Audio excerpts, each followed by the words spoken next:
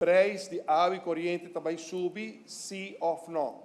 A resposta contundente no momento aqui está que o preço de água e corrente não também subir. Também nos antecipar tempo sabe que o preço de corrente e água não vai aumentar e gasolina não vai aumentar. Não durante ano passado não há minha oportunidade, segundo experto com o qual também não está trabalhando para hedge. Pero para na pergunta cardinal que há, segundo está pergunta cardinal para nosso país.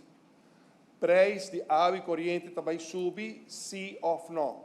A resposta contundente no momento aqui está que o preço de água e corrente não também subir. Senhor Presidente, no momento aqui nós está fazendo o máximo para ter o preço de água e corrente no nível a base qual a hedge na $45 de ano passado.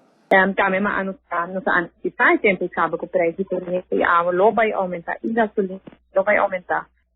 Sim, nós estamos trabalhando de destaque, mas nessa Geoffrey Wazer, mas nessa chamada Maduro e Ami, que reunião esse manquina. Nós temos várias calculações para mirar como nós por mitigar o impacto. Mas não disse desde que o conflito armado começou no ano passado.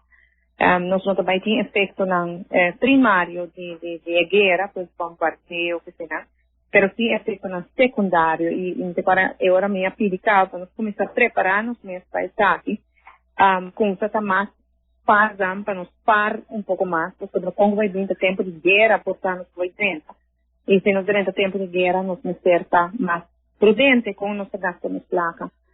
Também nos antecipar tempo sabe que o preço de corrente e água não vai aumentar e gasolina não vai aumentar.